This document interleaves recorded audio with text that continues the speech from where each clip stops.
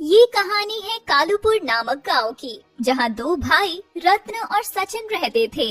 उन दोनों की माता पिता की मृत्यु हो चुकी थी, इसलिए सिर्फ वो दोनों ही एक दूसरे के लिए पूरी दुनिया थे। दोनों भाइयों में इतना प्यार था कि वो दोनों एक दूसरे के लिए जान भी दे सकते थे। वो दोनों बहुत मेहनती थे, परंतु उनकी किस्मत उनका साथ नहीं दे रही थी। कुछ ना कुछ हो ही जाता है, जिस कारण उन्हें बहुत नुकसान हो जाता है।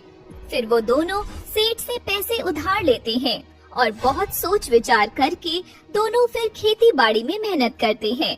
पर तभी भारी वर्षा होने के कारण वो फसल भी खराब हो जाती है और दोनों भाइयों ने सेठ से जो पैसे उधार लिए थे वो भी डूब जाते हैं।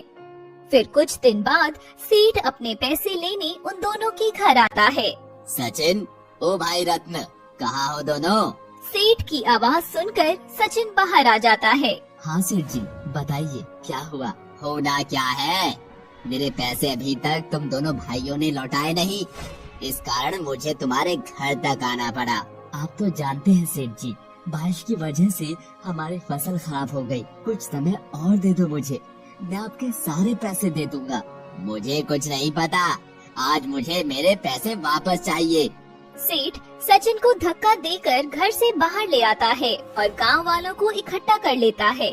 देखो गांव वालों, ये दोनों भाई इतने शातिर हैं कि मेरे पैसे ले लिए, पर अब लौटा नहीं रहे हैं। मुझे नहीं पता था कि हमारे गांव में ऐसे भी लोग रहते हैं जो लेकर देना जानते ही नहीं हैं। बस हराम का चाहिए इनको, हराम का। तभी सचिन गुस्से से कहता है, सेठ हमें पैसे उधार दिए हैं, कोई एहसान नहीं किया है, ब्याज भी तो लोगे ना तुम उनका, तो फालतू में ड्रामा मत करो। अच्छा, एक तो चोरी, ऊपर से सीना चोरी। देख रहे हो गांव वालों इनकी अकड़।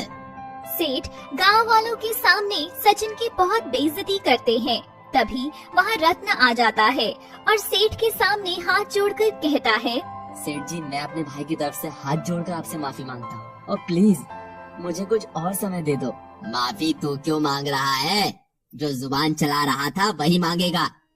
मैं तभी समय दूंगा, वरना मेरे आदमी तुम लोगों के जिस्म की एक एक हड्डी तोड़ देंगे। तभी रत्न सचिन से माफी मांगने के लिए कहता है, भाई प्लीज माफी मांग ले सेठ से। किस बात की माफी भाई? तुमने देखा नहीं ये सेठ कितना उल्टा सीधा बोल रहा था? क्या तू अपने भाई के लिए भी माफी नहीं मांग सकता? तब सचिन सेठ से माफी मांग लेता है। मुझे माफ कर दो सेठ, और हमें कुछ समय और दे दो। ठीक है, तेरे भाई की वजह से माफ कर रहा हूँ तुझे। ये कहकर सेठ वहाँ से चला जाता है। फिर गांव वाले भी दोनों भाइयों को बहुत सुनाते हैं। तुम दोनों भाइयों ने सबका जीना हराम कर रखा है, आधे गांव के लोगों से उधार लिया हुआ है, पता नहीं कैसे ही वापस करोगे। हमें ही वापस करने हैं जिसके भी लिए हैं हमने, तुम लोगों को नहीं। तो अपने घरों में जाओ और हंसो हम पर, जो आज तक करते आए हो तुम। छोड़ो भाइयों, इनको कुछ कहना ही गलत है, ये नहीं सुधरेंगे। अगले दिन रतन गांव में काम मांगने जाता है तो कोई उसे काम नहीं देता। ऐसे ही सब लोग उनसे मुंह चुरा लेते हैं। उन दोनों के खाने के लाले पड़ जाते हैं। एक दिन सचिन भूख से तड़पने लगता है और रत्न को कहता है, भाई ऐसी क्या गलती हो गई हमसे, जो कोई भी हमारी मदद नहीं कर रहा, न ही हमें कोई काम मिला, अब खाने को भी कुछ नहीं है। मुझे बहुत भूख लग रही है। तू चिंता मत कर सचिन, मैं बाहर जाता हूँ और कुछ खाने को लेकर आता हूँ। रतन पूरे गांव में कुछ खाने को मांगता है, पर उसे कुछ नहीं मिलता। कुछ लोग तो उसके मुंह पर ही गाली दे देते हैं और उल्टा सीधा बोलते हैं। उस दिन तो बहुत अकड़ में था तेरा भाई, आज कहाँ गई उसकी अकड़? उसके बाद रतन गांव के प्रधान के पास जाता है। प्रधान जी, मुझे कुछ पैसे उधार चाहिए। देख भाई रत्न, पैसे तो मैं तुझे दे दूंगा, पर ब्याज दुगना देना होगा। ठीक है प्रधान जी, दे दूंगा। ठीक है भाई, शाम में आकर पैसे ले जाना। रतन जैसे ही प्रधान के घर से जाता है, तभी वहाँ सेठ आ जाता है, जो रतन के खिलाफ प्रधान को उल्टा सीधा सिखा देता है। देखो प्रधान जी, आप भी जानते हो आपको प्रधान बनाने में मेरा कितना सहयोग था। अगर आप उन दोनों भाइयों की मदद करोगे तो हो सकता है अगली बार कोई और ही प्रधान बन जाए। प्रधान अपनी कुर्सी के डर से सेठ की बात मान लेता है और जब रतन उनके पास दोबारा आता है तो प्रधान पैसे देने से मना कर देता है। भाई रत्न, मुझे पता चला कि बहुत लोगों के पैसे मार रखे हैं तूने, तो मैं रिस्क नहीं ले सकता, मुझे माफ कर। इतना सुनकर रतन वहाँ से निराश चल देता है और चलते चलते उसे पता नहीं चलता कि कब वो जंगल पहुँच गया।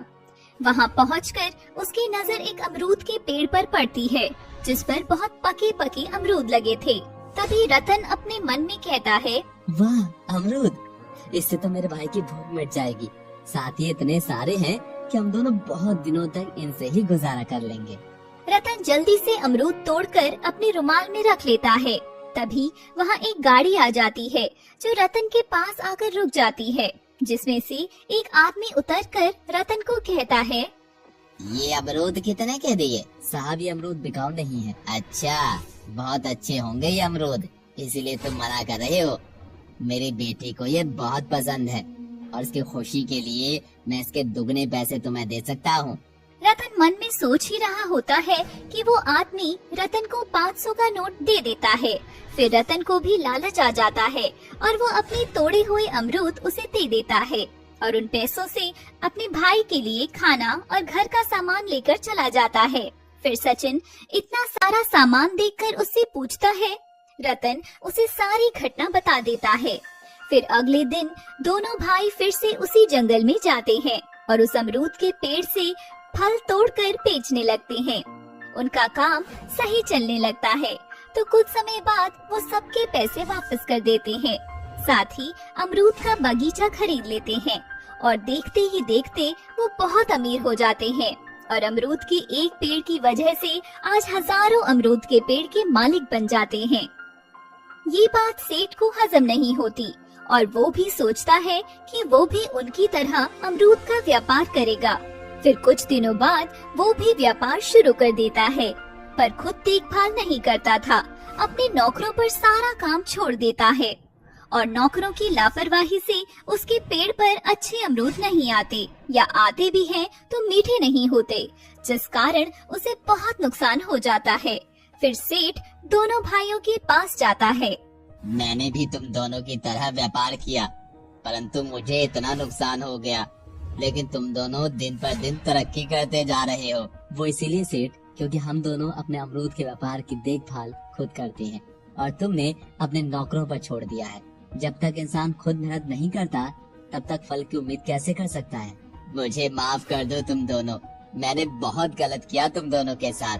कोई बात नहीं सेठ, कभी जरूरत हो तो एक आवाज दे देना, हम हमेशा मदद के लिए तैयार रहेंगे। इसलिए कहते हैं दोस्तों, सब्र का फल मीठा होता है, बस अच्छे कर्म और मेहनत करते रहो। भगवान एक दिन जरूर आप